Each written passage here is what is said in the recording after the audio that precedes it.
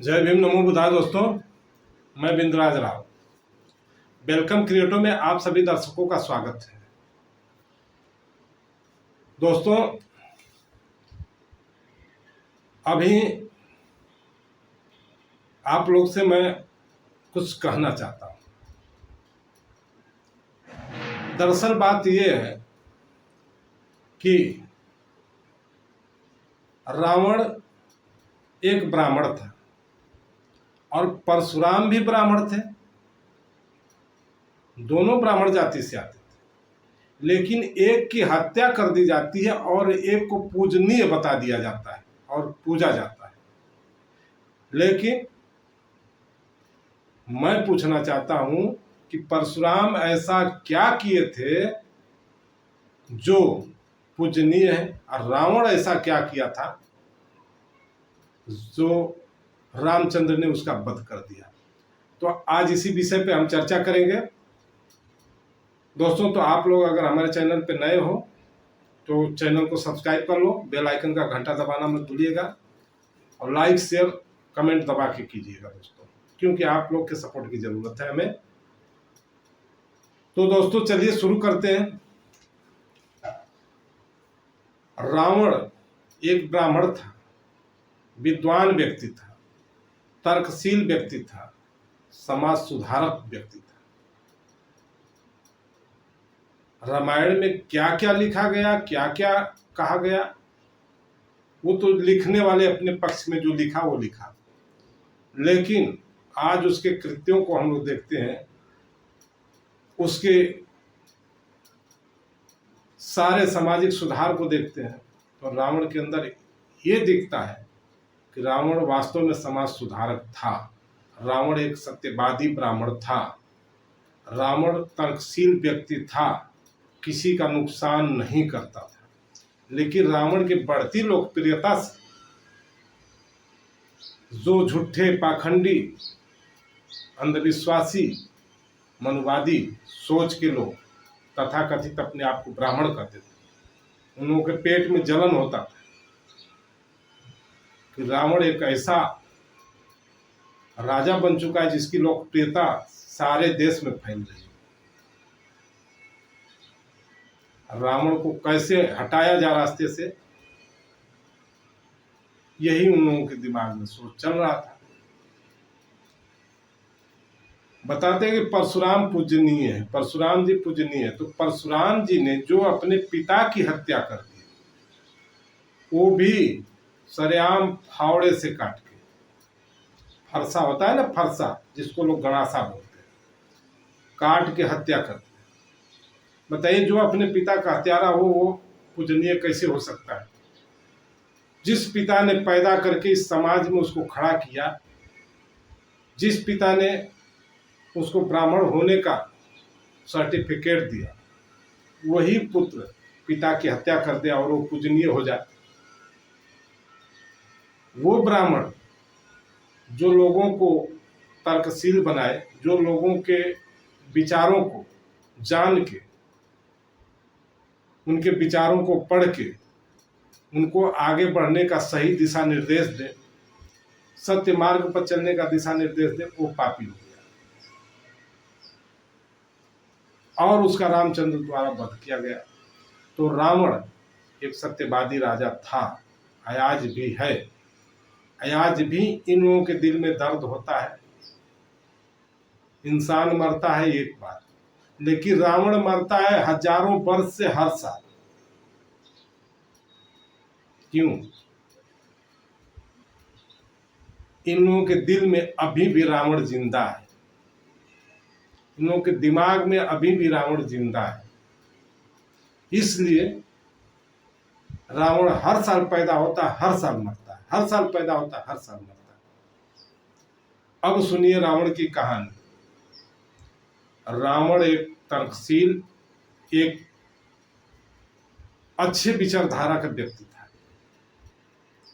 मानवतावादी सोच, नारियों का सम्मान करने वाला, हर वेद शास्त्रों का ज्ञाता, वो था ब्राह्मण, उसको कहते ब्राह्मण। ऐसे पाखंडी अपने आप को ब्राह्मण साबित करते हैं, हम ब्राह्मण हैं, हम तथाकथित उच्च वर्ग के। अरे भाई तुम्हारा ऊंचा काम क्या है? तुमने ऊंचा ऐसा क्या काम कर दिया जो तुमने ऊंच हो गया? झूठ बोलना, पाखंड फैलाना, अंधविश्वास फैलाना, झूठों का देवी देवता बना के लोगों को मूर्ख बनाना, इसी से ब्राह्मण ऊंचे हो गए। असल में तुम लोग अपनी दुकान चमकाने में लगे हो। कैसे तुम लोग का पेट पर्दा चले, सदियों से यही करते आए हो, भीख मांगना। भीख मांगने वाला ऊंचा, भीख देने वाला नीचा। जो दान देता है वो नीच है, जो दान लेता है, भीख लेता है, वो ऊंच है। कब तक मूर्ख बनाओगे भैया? कब तक? तो दोस्तों, राम लक्ष्मण भरत शत्रुघ्न चारों भाइयों की शादी एक ही पंडाल में, एक ही स्वयंवर में हो चुकी थी। सारे लोगों को मालूम हो चुका है। आज भी रामायण में दिखाया जाता है, बताया जाता है, पढ़ाया जाता है कि चारों भाइयों का शादी एक ही स्वयंवर में हुआ। जब सुपर्णखा एक युवती आती है पंचवटी में, रामचंद्र से अपना प्रस्ताव रखती है कि आप मेरे को बहुत प्यारे लगते हो, आपसे मैं प्यार करती हूँ। अरे भाई, प्यारे तो किया था, प्यार तो तुम लोग भी करते हो भाई श्री राम से। भाई प्यार तो तुम लोग भी करते हो श्री रामचंद्र जी से, कि तुम लोग नहीं करते हो? जब श्री राम जी से प्यार करते हो तो वही काम तो सुपर्णरेखा ने भी की कि आपसे मैं बहुत प्यार करती हूँ, चाहे तो आप मुझसे शादी कर सकते हैं। तो रामचंद्र का क्या दायित्व बनता था? उसको समझा देते कि भाई हमने शादीशुदा हूँ, हमारा भाई भी शादीशुदा, आप कहीं जाके और बर ढूंढ लो। लेकिन रामचंद्र जी ने ऐसा नहीं किया। क्यों? वहां झूठ बोल रहे हैं कि मेरी शादी हो गई है, चाहो तो तुम लक्ष्मण से ये बात पूछ सकते हो, अपना प्रस्ताव रख सकती हो।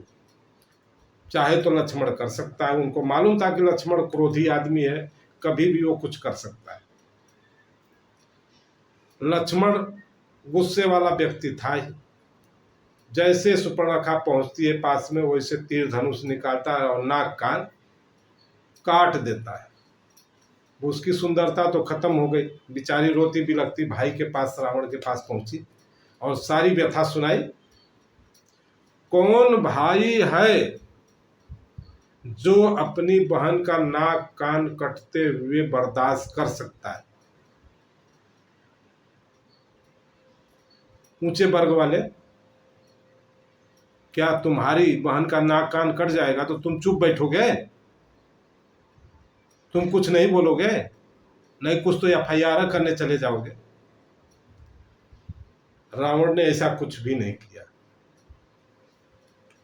रावण ने ऐसा कुछ भी नहीं किया, लेकिन लोग लांछन लगाते सीता को उठा के ले गया। ठीक है, ले गया सीता को, लेकिन क्या लक्ष्मण जैसे कृत्य क्या था? सीता को कोई नुकसान पहुंचाया? सीता की मर्यादा का हनन किया हो? अगर रावण पापी होता, रावण दुराचारी होता तो अपने बंगले में रखता सीता को, लेकिन उसने ऐसा नहीं किया। रावण एक मानवतावादी सोच का व्यक्ति था, एक सत्यवादी सोच का व्यक्ति था, एक तर्कवादी सोच था उसके अंदर, और नारियों की प्रतिष्ठा को समझता था वो। इसलिए सीता जी को ऐसे स्थान पे रखा जहाँ सारी सुख सुविधाओं की व्यवस्था हो। सीता को एक खरोच भी लगने नहीं दिया। तो बताओ, राम सही कि सीता सही? आग किसने लगाया? युद्ध का बिगुल किसने फूका? अगर लक्ष्मण नाक कान नहीं काटते तो क्या ऐसा होता? नहीं होता। तो दोस्तों, ये है रावण की सच्चाई। अब राम जी की सच्चाई क्या है? चलो जैसे तैसे करके सीता जी को वापस ले आए, लेकिन उनको अभी भी विश्वास नहीं है क्या सीता पवित्र है? उनको भरे समाज में अग्नि परीक्षा देनी पड़ी, इसके बाद भी पेट नहीं भरा रामचंद्र जी का। एक किसी अपने राज्य के ऐसे तुच्छ मानसिकता वाले व्यक्ति के बात को सुन के अपने गर्भवती स्त्री को जंगल में फेंकवा दी।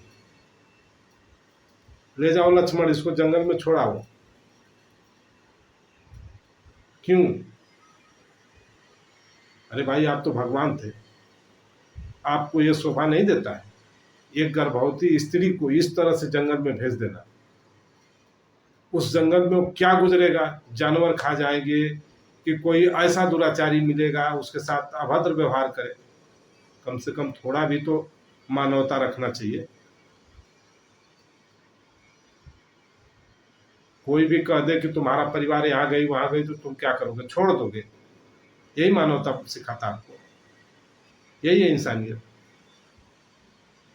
लेकिन फिर भी भगवान,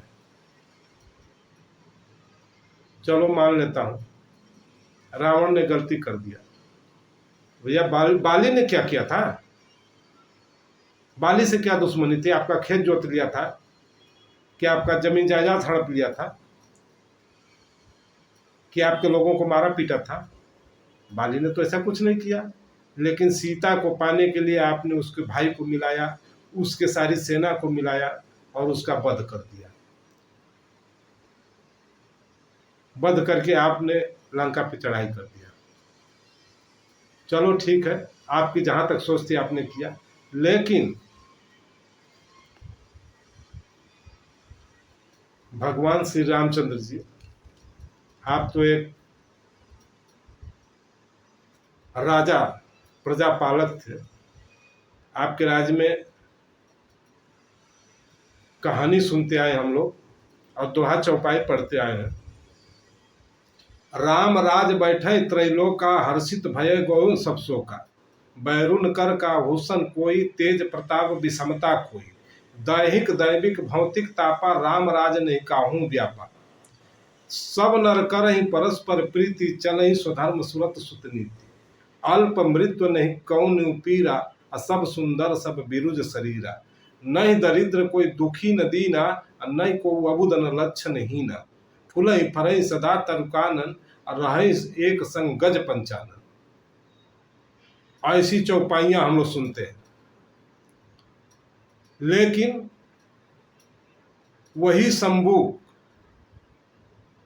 जब ये सुनता है कि रामचंद्र वनवास से वापस आए हैं, तो उसके मन में भी एक अभिलाषा होती है कि हमारे अयोध्या के राजा रामचंद्र आए।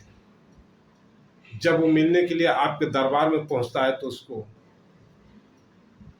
दलित कह के, अछूत कह के, शूद्र कह के भगा दिया जाता है। क्यों? वो इंसान नहीं था। आपका ऐसा ही व्यवहार है, आपको तो रोकना चाहिए सारे लोगों को। ऐसा क्यों उसके साथ व्यवहार हो रहा है? लेकिन ऐसा नहीं किया। आप तो राजा थे ना। वही शंभु जब अपने लोगों को जंगल में जाके, वन में जाके शिक्षा दे रहा था, अपने लोगों में सामाजिक सुधार ला रहा था, अपने लोगों की चेतना को जगा रहा था, तो एक ब्राह्मण के कहने पे राम ने उस शंभुक का वध कर दिया। शंभुक ने क्या बिगाड़ा था? रामचंद्र का क्या लिया था शंभुक ने जो रामचंद्र ने उसका वध कर दिया?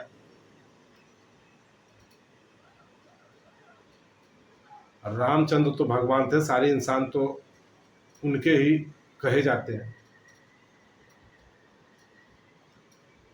रामचंद्र जी का कुछ ऐसा प्रमाण नहीं मिलता है जो दलित, आदिवासी, अल्पसंख्यक, चाहे इस धरती पे रहने वाले जीव जंतु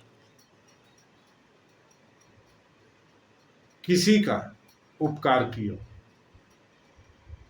जानवरों को भी मारते थे, इंसान को भी मारते थे, तथाकथित एक वर्ग के लोगों के लिए, केवल ब्राह्मणों के लिए, ब्राह्मणों को पालने के लिए, ब्राह्मणों के कहने पर किसी को वध कर देना, किसी को मार देना, किसी को प्रताड़ित करना। तो बताइए, ये भगवान का चरित्र हो सकता है मित्रों?